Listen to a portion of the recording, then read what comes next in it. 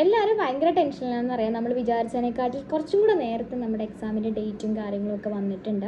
Yes, ഞാൻ പോലും പ്രതീക്ഷിച്ചില്ല ഇത്ര നേരത്തെ നമ്മുടെ എക്സാമിൻ്റെ ഡേറ്റ് വരുമെന്ന്. പക്ഷേ ഓക്കെ ഫൈൻ, നമ്മളിപ്പോൾ വന്നു. ഇനിയിപ്പോൾ നമ്മൾ അതിനെപ്പറ്റി ഓർത്ത് ടെൻഷൻ അടിച്ച് നമ്മുടെ എല്ലാ സ്ട്രെസ്സും കൂടെ നമ്മൾ തലയിലോട്ട് കയറ്റേണ്ട ആവശ്യമില്ല. അപ്പോൾ ഇപ്പം നിങ്ങൾ കുറേ കാര്യങ്ങൾ അവിടെ നിന്ന് കുറേ യൂട്യൂബ് ചാനലുകാർ നിങ്ങൾക്ക് ക്ലീ ആസ്പിരൻസിന് യൂസ്ഫുൾ ആവുന്ന ഒരുപാട് വീഡിയോസ് ചെയ്യുന്നുണ്ട്. നിങ്ങളതൊക്കെ കാണാൻ മറക്കണം. എൻ്റെ മാത്രം റെഫർ ചെയ്യാൻ ഞാൻ ഒരിക്കലും പറയില്ല, എല്ലാവരുടെയും കൂടെ കാണാം. ഇപ്പോൾ ഓൾറെഡി നിങ്ങളുടെ തലമണ്ട ഇങ്ങനെ പുകഞ്ഞിരിക്കുകയാണല്ലോ. എക്സാം ഡേറ്റ്, ആപ്ലിക്കേഷൻ, സർട്ടിഫിക്കറ്റ്സ് ഏതൊക്കെ, ഇതൊക്കെ നിങ്ങൾ മൊത്തത്തിൽ പുകഞ്ഞിരിക്കാമെന്ന് എനിക്കറിയാം. പക്ഷേ അങ്ങനെ എല്ലാം കൂടെ കുഴച്ച് നിങ്ങൾ സ്ട്രെസ്ഡ് ആവേണ്ട. നിങ്ങൾക്ക് ഭയങ്കര ആപത്താണ്. ലൈക്ക് നിങ്ങൾക്ക് മൊത്തത്തിൽ നിങ്ങൾ കൺഫ്യൂസ്ഡ് ആവും. എല്ലാം കൊണ്ടും ഒന്നും ക്ലിയർ ആയിട്ട് ചെയ്യാൻ പറ്റില്ല.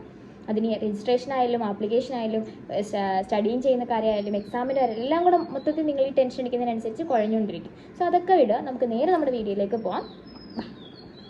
വെരി ഫസ്റ്റ് എക്സാമിൻ്റെ ആപ്ലിക്കേഷൻ സ്വീകരിച്ച് തുടങ്ങി. നമുക്ക് എല്ലാവർക്കും അറിയാം, നമ്മൾ നോട്ടിഫിക്കേഷനിൽ കണ്ടു. ഇതിൽ ഞാൻ കൂടുതലായിട്ടും പറയുന്നത് 5 ഇയേഴ്സിൻ്റെ കാര്യമാണ്. കാര്യം നിങ്ങൾക്ക് എല്ലാവർക്കും അറിയാം, ഞാൻ 5 ഇയർ ലോ എൻട്രൻസ് എക്സാം എഴുതി 5 ഇയർ ലോ സ്റ്റുഡൻ്റ് ആണ്. സോ എനിക്ക് കൂടുതലായിട്ടും അതിലേക്കാണ് കൂടുതൽ എനിക്ക് അറിവുകൾ അതുമായിട്ട് ബന്ധപ്പെട്ടിട്ടാണ്. ഞാനിപ്പോൾ പറയാൻ പോകുന്നത് 5 ഇയർ LLBയുടെ കാര്യമാണ്. ഇതിൻ്റെ ഡേറ്റ് ഞാൻ പറഞ്ഞുതരാം.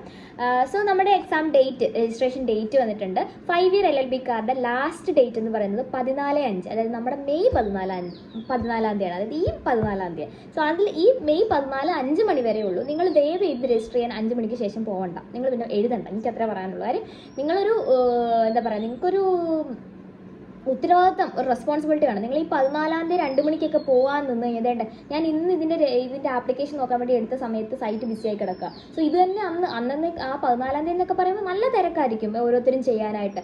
കേരളത്തിൽ മുഴുവൻ പിള്ളേർ ഇത് ചെയ്യാൻ വേണ്ടി ആ ഒരൊറ്റ വെബ്സൈറ്റ് തുറക്കാമെന്ന് പറഞ്ഞൊന്ന് ആലോചിച്ച് നോക്കിക്കുകയും ഭയങ്കര ബുദ്ധിമുട്ടാണ്. സോ നിങ്ങൾ 13-ാം തീയതി തന്നെ മാക്സിമം ചെയ്ത് തീർക്കാൻ ശ്രമിക്കുക. 14-ാം തീയതി 5 മണിക്ക് ശേഷമുള്ള ഒരു ആപ്ലിക്കേഷൻ സ്വീകരിക്കുന്നതല്ല. അതുപോലെ തന്നെ 3 ഇയറിൻ്റെ കാര്യം പറയുകയാണെങ്കിൽ 3 ഇയറിന് 14-ാം തീയതി വരെ പോലും സമയമില്ല. 3 ഇയറിന് 12/5, അതായത് മെയ് 12-ാം തീയതി വരെ ഉള്ളൂ 5 മണി വരെ. സോ നിങ്ങൾ മാക്സിമം 11-ാം തീയതിക്ക് ഇപ്പുറം ചെയ്ത് തീർക്കാനായിട്ട് ശ്രമിക്കാം. സോ അടുത്തെന്ന് പറയുമ്പോൾ എക്സാം ഡേറ്റ് ആണ്. എക്സാം ഡേറ്റ് നമുക്ക് വിചാരിച്ചതിനെക്കാട്ട് നേരത്തെ ആയിപ്പോയി. നമ്മുടെ മുമ്പിൽ 18 ദിവസം മാത്രമേ ഉള്ളൂ ഇനി. അതായത് മെയ് 25-ാം തീയതിയാണ് നമുക്ക് എക്സാം നടക്കുന്നത്. സോ എക്സാമിനെ സംബന്ധിച്ചിടത്തോളം എക്സാമിൻ്റെ എങ്ങനെയാണ് എക്സാം പാറ്റേൺ എന്നും അതുപോലെ തന്നെ എക്സാമിൻ്റെ അഡ്മിറ്റ് കാർഡിൻ്റെ കാര്യമായാലും റിപ്പോർട്ടിംഗ് ടൈം ആയാലും അതൊക്കെ നമുക്ക് മറ്റൊരു വീഡിയോയിൽ പറയാം. കാര്യം ഇപ്പം ഞാൻ ഈ വീഡിയോയിൽ കംപ്ലീറ്റ്ലി ഫുൾ ലെങ്ത് ആക്കി കഴിഞ്ഞാൽ നിങ്ങൾക്ക് ഓൾറെഡി ഈ തലയ്ക്ക് ഭ്രാന്ത് പിടിച്ചിരിക്കുമ്പോൾ നിങ്ങൾ ഇത്രയും ലെങ്ത് കൂടെ കാണുമ്പോൾ നിങ്ങൾക്ക് ഒന്നും നിങ്ങളുടെ തലയിൽ കയറാൻ പോകുന്നില്ല. കുറേ അങ്ങ് കുഴഞ്ഞു പറയും. അതുകൊണ്ട് ഞാനിപ്പം മെയിൻലി രജിസ്ട്രേഷനാണ് നടന്നുകൊണ്ടിരിക്കുന്നത്. Current process രജിസ്ട്രേഷനാണ്. സോ അതിനെപ്പറ്റി നമുക്ക് സംസാരിക്കാം. സോ ദ വെരി നെക്സ്റ്റ് എന്ന് വെച്ചാൽ ഇമ്പോർട്ടൻ്റ് ആണ്. ഈ രജിസ്ട്രേഷനുമായിട്ട് ബന്ധപ്പെട്ട് 5 സ്റ്റെപ്സ് ആണുള്ളത്. അതിൽ ആദ്യത്തെ സ്റ്റെപ്പാണ് രജിസ്ട്രേഷൻ. അതായത് നമ്മുടെ ഒരു ഫോൺ നമ്പറോ ഇമെയിൽ ഐ ഡിയോ പാസ്വേഡോ ഉപയോഗിച്ച് നമ്മൾ രജിസ്റ്റർ ചെയ്യുന്നു ആ ഒരു സൈറ്റിൽ. ആഫ്റ്റർ ദാറ്റ് നമ്മൾ എന്ത് ചെയ്യുന്നു, നമ്മുടെ ഫില്ല് ചെയ്യുന്നു ആപ്ലിക്കേഷൻ. നമ്മുടെ ആപ്ലിക്കേഷൻ എന്ന് പറയുമ്പോൾ എന്തൊക്കെയായിരിക്കും, ഒരാളുടെ പേര്, അവരുടെ കാര്യങ്ങൾ, ഡീറ്റെയിൽസ് എല്ലാം നമ്മൾ ഫില്ല് ചെയ്യുന്നു. അതിനുശേഷമാണ് പേയ്മെൻറ്റ് മെത്തേഡ്. പേയ്മെൻറ്റ് മെത്തേഡ് എന്ന് പറയുമ്പോഴത്തേനും ജനറൽ കാൻഡിഡേറ്റ്സിന് 900 രൂപയും SC/ST-കാർക്ക് അപ്പം 450 രൂപയാണ്. അപ്പം നിങ്ങളൊരു 1000 രൂപയും കൂടെ നിങ്ങളങ്ങ് പൊക്കോ. കാരണം എന്തെങ്കിലും തന്നെ പ്രിൻ്റ് ഔട്ട് എടുക്കണമെങ്കിലോ കോപ്പി എടുക്കണോ അങ്ങനെ അവരുടെ ഫീസ് ഉണ്ടാവുമല്ലോ. നമ്മുടെ പേയ്മെൻറ്റ് എന്ന് പറയുമ്പോഴത്തേനും നമ്മുടെ ക്ലീൻ്റെ പേയ്മെൻ്റ് ആണ് 900 രൂപ. പിന്നെ അക്ഷയക്കാർ ചെയ്യുമ്പോൾ അവർക്കും പേയ്മെൻറ്റ് കൊടുക്കണമല്ലോ. അപ്പോൾ നിങ്ങളൊരു 1000 രൂപയും കൊണ്ട് പോകുന്നതായിരിക്കും നല്ലത്. അക്ഷയ തന്നെ പോയി ചെയ്യുക. നിങ്ങൾ വേറെ എങ്ങും പോകേണ്ട. സ്വന്തമായിട്ട് ലാപ്പ് ഉണ്ട്, പ്രിൻ്റർ ഉണ്ട് എന്നൊക്കെ പറഞ്ഞിട്ട് സ്വന്തമായിട്ടിരുന്ന് രജിസ്റ്റർ ചെയ്യാൻ നിൽക്കുക. ആപത്താണ്. അപ്പോൾ നിങ്ങൾ അത് ശ്രദ്ധിക്കുക. സോ അപ്പം അക്ഷയയിൽ തന്നെ പോയി ചെയ്യുക. അവരാകുമ്പോൾ പ്രോപ്പറായിട്ട് എല്ലാം കറക്റ്റായിട്ട് ചെയ്തു തരും. സോ എനിക്ക് അവരെയാണ് വിശ്വാസം, വേറെ ആരെയും വിശ്വാസമില്ല.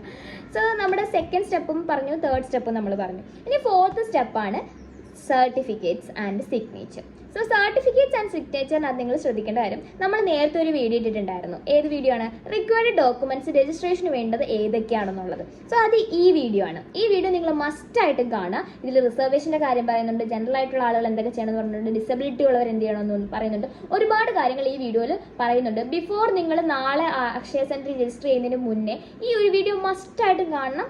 കാര്യം എൻ്റെ ഒരു 2 മാസം കഴിഞ്ഞിട്ടാണ് എനിക്ക് ജോയിൻ ചെയ്യാൻ പറ്റിയത്. എന്തുകൊണ്ടാണ് ഒരു സർട്ടിഫിക്കറ്റ് വെക്കാത്തതിൻ്റെ പേരിൽ.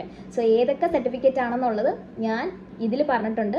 എനിക്ക് അഡ്മിഷൻ കിട്ടിയത് ലക്കിൻ്റെ പുറത്താണ്. അത് എൻ്റെ റാങ്ക് ഒക്കെ വെച്ചിട്ടാണ് എനിക്ക് 2 മാസമുള്ളിൽ അഡ്മിഷൻ കിട്ടിയത്. ഞാൻ കുറേ ഓടിയതാണ് മക്കളെ. അതുകൊണ്ട് പറയാം, ഈ സർട്ടിഫിക്കറ്റ് ഏതൊക്കെയാണ് നിങ്ങൾ കണ്ടിട്ടേ പോകാവുള്ളൂ.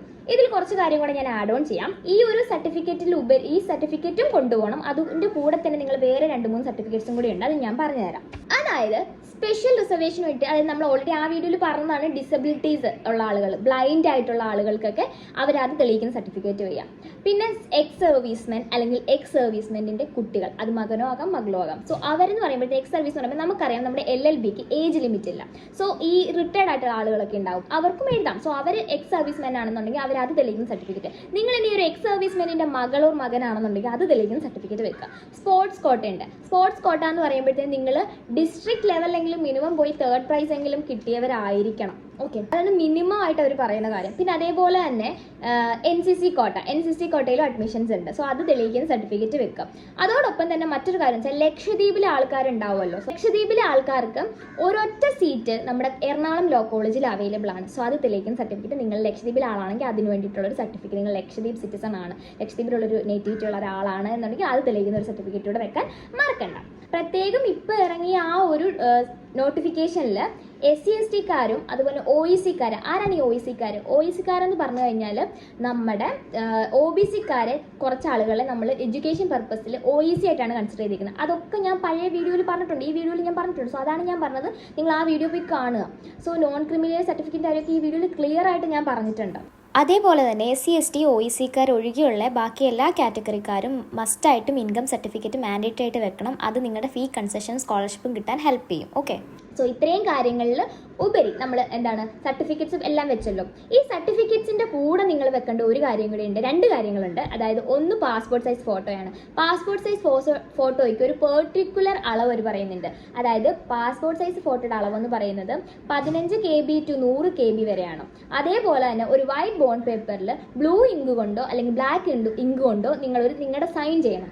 അതിൻ്റെ സൈസ് എന്ന് പറയുന്നത് 4 KB തൊട്ട് 100 KB വരെയാണ്. നിങ്ങളൊരു അക്ഷയ സെൻറ്ററിലാണ് പോയി ചെയ്യുന്നതെന്നുണ്ടെങ്കിൽ ഈ ഒരു സൈസിൽ തന്നെ അവർ അപ്ലോഡ് ചെയ്തോളൂ. അതാണ് ഞാൻ പറഞ്ഞ ബെറ്റർ, നിങ്ങൾ അക്ഷയ സെൻറ്ററിൽ തന്നെ പോയി ചെയ്യുന്നതാണ് നല്ലത്. ഇനി ഇത്രയും കാര്യങ്ങൾ നിങ്ങൾ ഈ 4 സ്റ്റെപ്പും നിങ്ങൾ എന്ത് ചെയ്യുക, കംപ്ലീറ്റ് ആയിട്ട് ചെയ്തിട്ടുണ്ടോ, പ്രോപ്പറായിട്ട് നിങ്ങൾ എല്ലാം ചെയ്തിട്ടുണ്ടോ, എല്ലാ സർട്ടിഫിക്കറ്റും വെച്ചിട്ടുണ്ടോ, എല്ലാം ഉണ്ടോ എന്ന് പ്രോപ്പറായിട്ട് ചെക്ക് ചെയ്തതിന്, അത് നമ്മുടെ ആവശ്യമാണ് ചെക്ക് ചെയ്യാന്നുള്ളത്, അവരുടെ ആവശ്യമല്ല.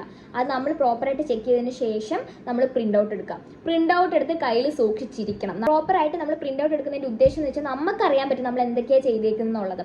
സോ ആ പ്രിൻ്റ് ഔട്ടും നിങ്ങൾ വായിച്ച് നോക്കി പ്രോപ്പറായിട്ട് ക്ലിയർ ആണെന്ന് വരുത്തിയതിന് ശേഷം മാത്രമേ വീട്ടിലേക്ക് തിരിച്ചു പോകാവുള്ളൂ. അത് ശ്രദ്ധിക്കാം. അപ്പോൾ ഇത്രയും കാര്യങ്ങൾ മസ്റ്റായിട്ടും നിങ്ങൾ ചെയ്തിരിക്കണം. അതേപോലെ തന്നെ പ്രീവിയസ് ഡേ ഈ ഒരു എനിക്ക് വ്യൂസ് കൂട്ടാൻ വേണ്ടിയിട്ടല്ല ഞാൻ ഈ ഒരു വീഡിയോ കാണാൻ പറയുന്നത്, നിങ്ങളത് കണ്ടിരിക്കണം. കാരണം നിങ്ങൾക്ക് അത്രയും ഡോക്യുമെൻറ്റ്സ് ഭയങ്കര വാല്യുബിൾ ആയിട്ടുള്ള ഡോക്യുമെൻറ്റ്സ് ആണ്. അത് ഏതൊക്കെയാണ് നിങ്ങൾ പ്രോപ്പറായിട്ട് അറിഞ്ഞിരിക്കണം. ഓക്കെ, അപ്പോൾ ഇത്രയും കാര്യങ്ങളെല്ലാം കൂടെ കേട്ട് കുട്ടികളെല്ലാം ഭയങ്കര സ്ട്രെസ്ഡ് ആണെന്ന് എനിക്കറിയാം. പക്ഷെ പേടിക്കൊന്നും വേണ്ട, സമാധാനമായിട്ടൊന്ന് ഓരോ കാര്യങ്ങളും ചെയ്യാം. എല്ലാം കൂടെ ഒരുമാതിരി റഷാക്കിയിട്ട് മൊത്തത്തിൽ കുളമാക്കരുത്. നിങ്ങൾ സമാധാനത്തോടെ ഓരോ കാര്യങ്ങളും ചെയ്യുക. കറക്റ്റായിട്ട് ഒന്നും കൂടെ റീചെക്ക് ചെയ്യുക എല്ലാം. കാര്യം നിങ്ങൾ ഓൾറെഡി റഷായിട്ടിരിക്കുകയാണ്. പിന്നെ നമ്മൾ ചെയ്യുന്ന പല കാര്യങ്ങളും അതൊക്കെ ഒന്ന് വിട്ടുപോകാം, മനുഷ്യ സഹജമാണ്. സോ അത് നിങ്ങൾ പ്രോപ്പറായിട്ട് ഒന്ന് റീചെക്കിങ് കൂടെ ചെയ്യാം. അപ്ലോഡ് ചെയ്ത കാര്യങ്ങളെല്ലാം ഉണ്ടോ എന്ന് ഒന്നും കൂടെ അവരോട് നമ്മൾ തിരക്കണം. ഓക്കെ, അപ്പോൾ സർട്ടിഫിക്കറ്റ്സ് ഏതൊക്കെയാണ് ഈ വീഡിയോയിൽ കാണുക. അതിനുശേഷം ഈ വീഡിയോ കാണുക. ഈ വീഡിയോ ഞാൻ ഇപ്പോൾ എൻ സ്ക്രീനിലായിട്ട് ഈ വീഡിയോ കൊടുക്കുക. അപ്പോൾ നിങ്ങൾക്ക് റീഡയറക്റ്റ് ആ വീഡിയോയിലേക്ക് നിങ്ങളങ്ങ് പൊക്കോളും. ഓക്കെ, അപ്പോൾ അത്രേ ഉള്ളൂ. ചാനൽ ഇഷ്ടപ്പെടുവാണെങ്കിൽ സബ്സ്ക്രൈബ് ചെയ്യാൻ മറക്കട്ടെ. എന്തെങ്കിലും സംശയം ഇതുമായിട്ട് ബന്ധപ്പെട്ടിട്ടുണ്ടെങ്കിൽ എനിക്ക് ഇൻസ്റ്റാഗ്രാമിൽ ഒന്ന് മെസ്സേജ് അയച്ചാൽ മതി, അല്ലെങ്കിൽ എൻ്റെ കമൻറ്റ് ബോക്സിൽ കമൻറ്റ് ചെയ്താൽ മതി. അപ്പോൾ